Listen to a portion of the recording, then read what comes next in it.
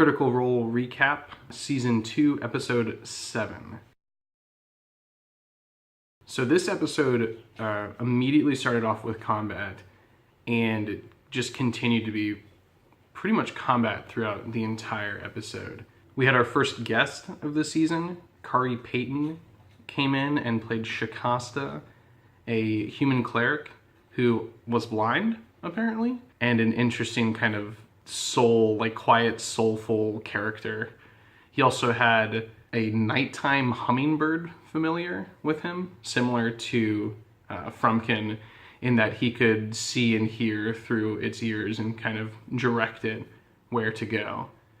So it temporarily replaced the Frumpkin that was destroyed last episode, but I'm sure Caleb will bring Frumpkin back soon. Shikasta was also a bit of a mysterious figure. We don't really know anything about any backstory of his.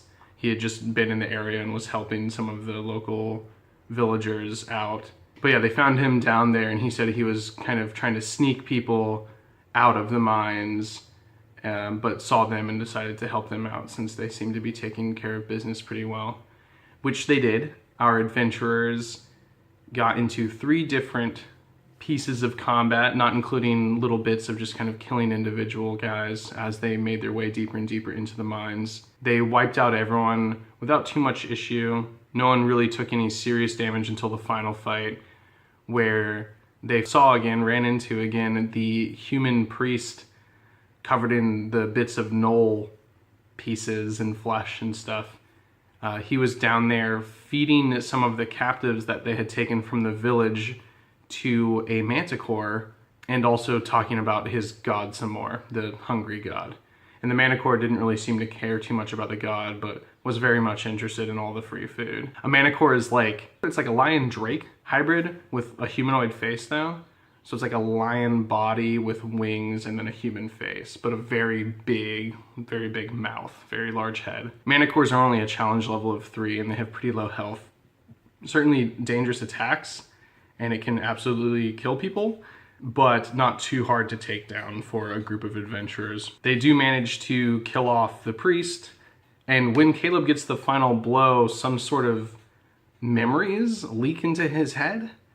Briefly, and he failed, I think it was a wisdom check. So some sort of spell took effect on him when he killed this person. It might have to do with the god that the priest was serving. And we haven't really seen if there's anything more to come of that. So we'll see if anything develops with that, or if it was just kind of a temporary effect that ended up not really mattering because it was near the end of combat anyway. And then our guest, Shikasta, did end up getting the "how do you want to do this" on the manticore. Not earlier in the combat, ran over and murdered, after releasing the 2 prisoners that were left to be fed to the manticore, ran over to the manticore's baby that was in the nest and murdered it.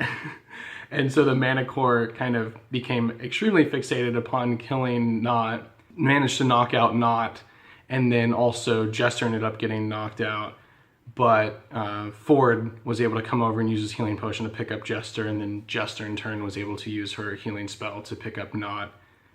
And it was around the end of the combat anyway. They had kind of just finished cleaning up and picking each other up. So everything went pretty smoothly. Not a whole lot of story development. Like I said, it was almost entirely combat, so you're interested in combat mechanics, definitely an episode to watch. If you're not interested in combat mechanics, pretty easy skip, because like I said, there wasn't a ton of story development. We introduced this character Shikasta, but then he also just kind of left. We got to the bottom of the gnoll issue, which was some human priest and a manticore, and they got killed. We didn't really find out anything more about them though. The group did pick up some items, some probably magic items, like potentially a wand. It was some sort of intricate stick, a red glove, which we don't know what it does, but probably magical. Some like night vision goggles potentially, which we don't fully understand how those work yet, but they did seem to be giving the human night vision, so those will be really useful, especially for Bo. Some enchanted or arcane manacles that had been used on the manticore. I think that might be, oh, and also a ring, an interesting ring. Ford rolled a natural 20 on his investigation check when he was going through the nest that the manticore had been on, which was just a gathering of bits and pieces of dead things and wood and rope and just a bunch of junk. he rolled a critical success, and so he found everything there was to find in that pile quickly. So they got quite a few items, kind of their first big loot fest of the campaign, really. And then they carved off the Manticore head, brought it back with them to town with the few survivors that they had managed to gather up, and the town gave them a celebratory feast in thanks. And then Shikasa just kind of wandered off into the dark, continuing to be a mysterious entity that we don't really know anything about, and that was the end of the episode. So, like I said, not a ton of stuff happened, like as far as development goes, but a lot of combat, and still a very fun and entertaining episode. Of course, there are always funny moments in every Critical Role episode, and so it was very entertaining and fun, but not a ton of development of plot or characters. So yeah, I think that's it. Let me know in the comments what you guys think is going on with Caleb, or if it was just a temporary spell or what. I'm not really sure what it was that happened when he killed the guy. I'll see you next time. Thanks.